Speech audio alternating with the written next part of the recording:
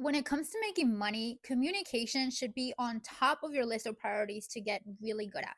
So, today in this video, I want to share with you 10 communication skills that I think everybody should learn. Number one is to pay attention to what you're saying without saying anything. And what I mean by this is to pay attention to your body language. Everything comes through nonverbal communication first. So, are you maintaining eye contact when you're talking to people? How is your posture? How are your facial expressions? How is your tone of voice? Are you speaking quickly or are you speaking in a calm manner? When you say something, are you saying it and meaning it, or are you backtracking on what you're saying and apologizing? When you speak, do you feel like you have to yell to get your point across, or are you able to convey your point in a very calm and rational manner? I want you to bring awareness to what it is that you're doing because these little small details matter and demonstrate how confident you are. So, a good way to practice this right now is after this video, or even during this video, walk into the next room and act like the main character in your life. Walk with your shoulders held high, good posture, walking with confidence, and start practicing that so wherever you go next, you walk with main character energy. By doing these small shifts, your presence will speak for itself when you walk into any room. Skill number two is to understand who it is that you're speaking to when you're speaking to them. And of course, be kind to everybody, but you shouldn't talk to everybody the exact same way. And what I mean by that is, I don't mean be fake or be somebody that you're not. Always be genuine and be yourself. But you have to understand who is the audience that you are talking to. You might talk to one of your friends and explain something to them completely different than how you might speak to your boss. The way you speak to a potential client might be very different than speaking to somebody who already knows and trusts you. You still want to be you, but the way that you convey this and the way you communicate it, do it in a way that makes sense for the person in front of you. And so, let's say you're trying to sell something or negotiate something or get hired for a job or get promoted or get somebody on board with an idea.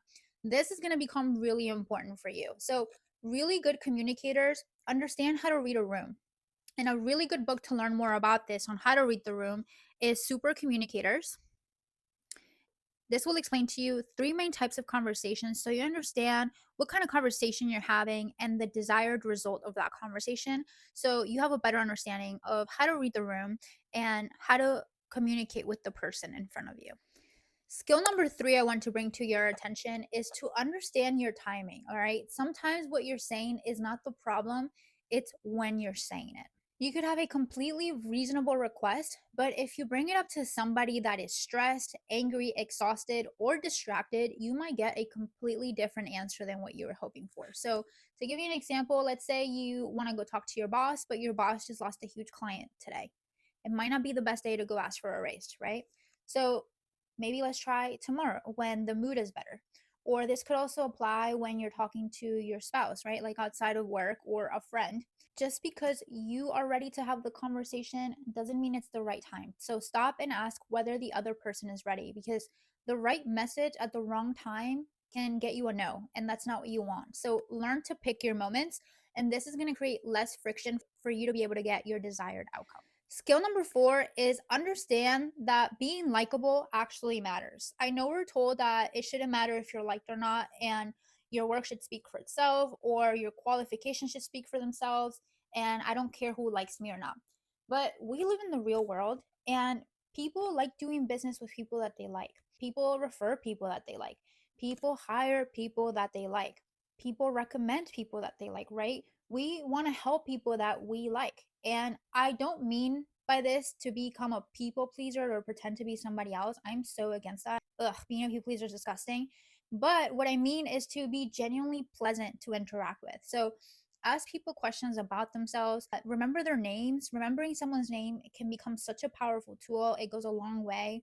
Remember the things that they told you in previous conversations, in the current conversation.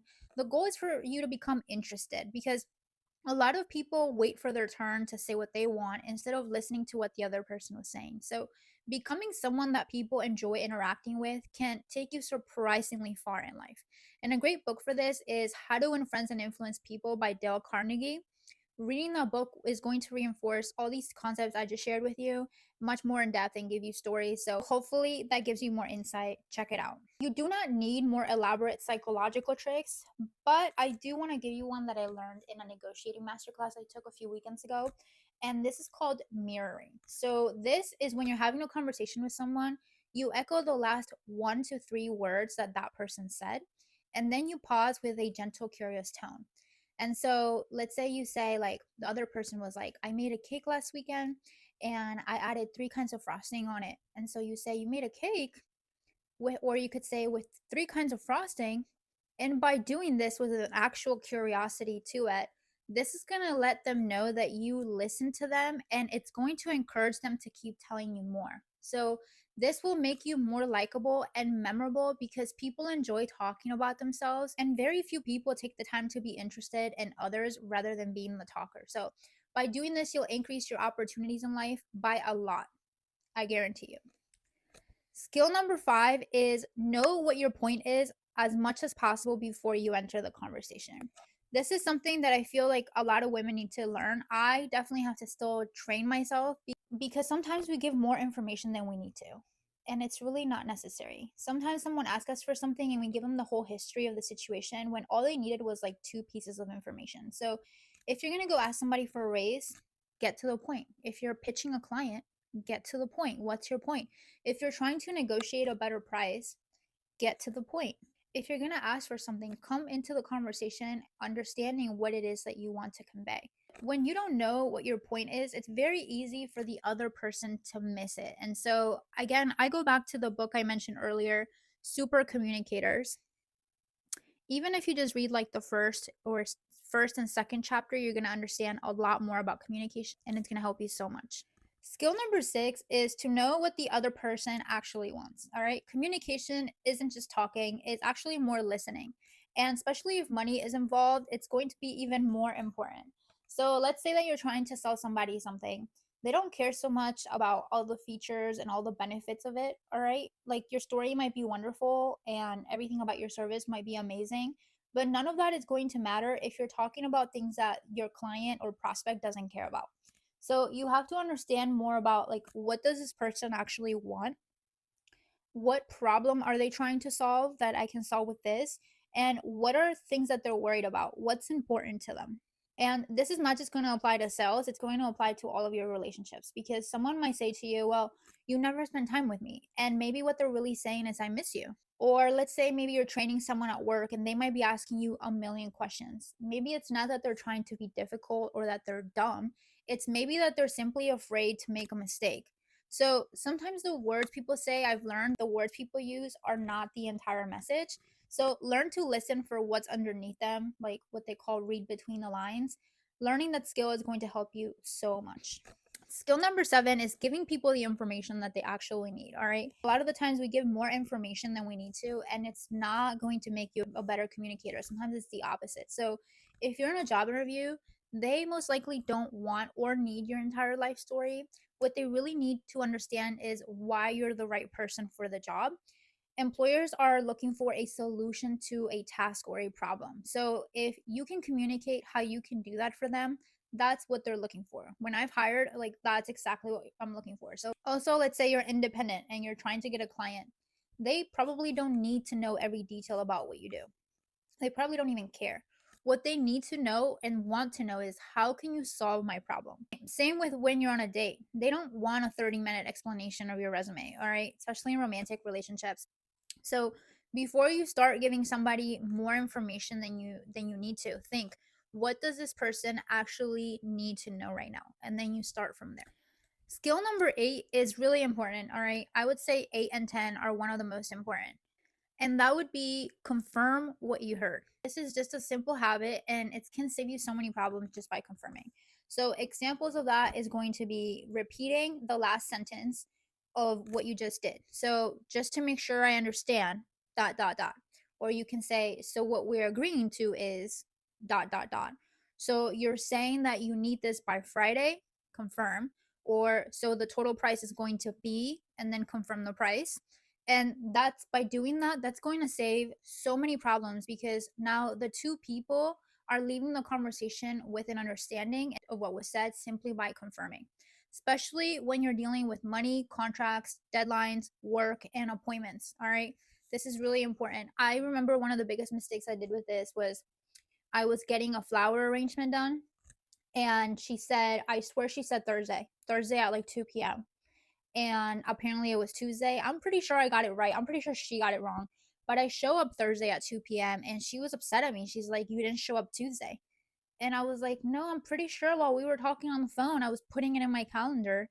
But see, I didn't confirm. So ever since then, I started confirming, and it can save you attitude, time, and just problems in general.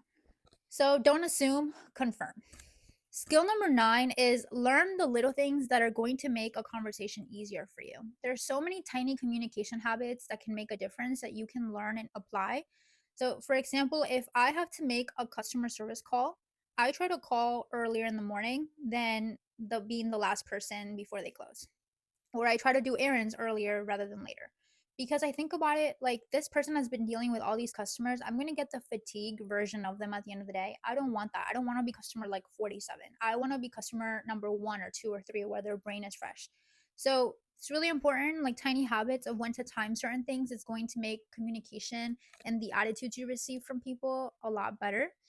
Also, keep in mind that how you ask questions and when you ask them and the order that you give information will also affect the communication that you receive. So, I also encourage a little tip here too is to always start a conversation with a genuine compliment. I feel like effective communicators do this a lot. This isn't a lot of books. But when you start a conversation with a genuine compliment, you're going to get a lot further with the person that you're speaking to. None of these little tips are life changing by themselves, but if you start adding them together, they compound, and then you end up becoming a person who is very enjoyable to be around. And that's going to make you a lot more money in life. Believe me, because it's going to open a lot more opportunities, invitations, and just good vibes for you. All right. And skill number 10, which I think is very important, is to know when to stop talking. All right. This might be one of the biggest ones, especially for us ladies. Once you made your point, zip it. Zip your lip. If you asked a question, train yourself to be quiet and hear the response. If you made an offer, stop it, be quiet. If you told someone what you need, give it some silence so they can respond. Because I know we have this tendency, especially when we're nervous, to keep talking.